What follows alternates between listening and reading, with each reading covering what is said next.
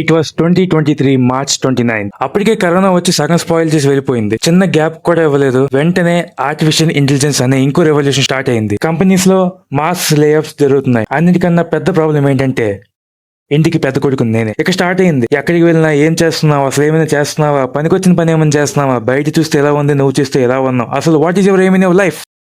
చాలా మంది చాలా మాటలు నాకు అన్నా నాకేం అనిపించలేదు. బట్ ఒక పర్సన్ నా దగ్గరికి వచ్చి what is your aim in your life, A skills నీ దగ్గర ఉన్నాయి, స్కిల్స్ లేకపోతే నువ్వు ఎంత గుడ్ స్టూడెంట్ అయినా వేస్ట్ అనేసరికి స్కిల్సా, అసలు ఏం స్కిల్స్, స్కిల్స్ మీనింగ్ ఏంటి, ఏం స్కిల్స్ ఉండాలి అని నాలో చాలా క్వశ్చన్స్ వచ్చాయి. అండ్ ద క్రేజీ పార్టీస్ నా దగ్గర ఒక్క క్వశ్చన్ కూడా ఆన్సర్ లేదు. నిజమే, బయట చూస్తే మొత్తం స్లోగా మారుతుంది, కొత్తవన్నీ వస్తున్నాయి టు లెర్న్, కానీ మనకి కొత్తగా అడాప్ట్ అవ్వాలంటే టైం పడుతుందిగా.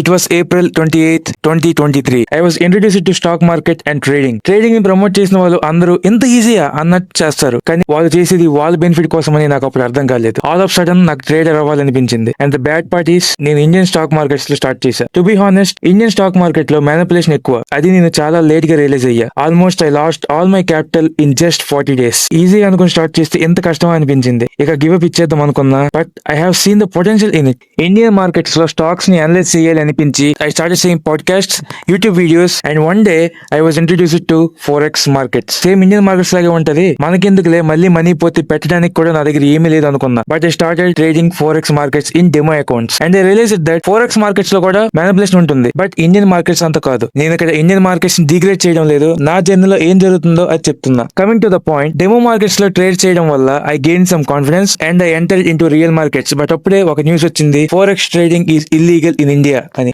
I was lost. మళ్ళీ ఏం చేయాలో తెలియక కన్ఫ్యూజన్ లో పడిపోయా. But I didn't lose my hope. ఏదో ఒక వే ఉంటుందని చెప్పి సెర్చ్ చేయడం మొదలు పెట్టా. And I found that legal way to trade forex markets legally. And అది ఎలా అనేది కమింగ్ వీడియోస్ లో డిస్కస్ చేద్దాం. After finding the legal way trade చేయడం స్టార్ట్ చేశా. కొన్ని డేస్ కి సేమ్ రిజల్ట్. ఈసారి నా క్యాపిటల్ 23 days లో కోల్పోయా. బట్ అప్పుడు నేను గివ్ అప్ ఇచ్చి ఉంటే ఇప్పుడు నేను ఎంత కాన్ఫిడెంట్ గా మాట్లాడేవాడినే కాదు. After that last I studied about my self. నేను రియలైజ్ అయ్యా, పాయింట్ ఏంటంటే ప్రాబ్లమ్స్ మార్కెట్స్ లో లేదు, నాలో ఉంది, నా యాక్షన్స్ లో ఉంది. So I have to fix my self. నా మైండ్ సెట్, నా హ్యాబిట్స్, నా డైలీ రొటీన్ ని అన్ని ఫిక్స్ చేసుకుని మళ్ళీ స్టార్ట్ చేశాను. Date was August 27, 2024. But this time tables turn. I received my first pay out in 14 days.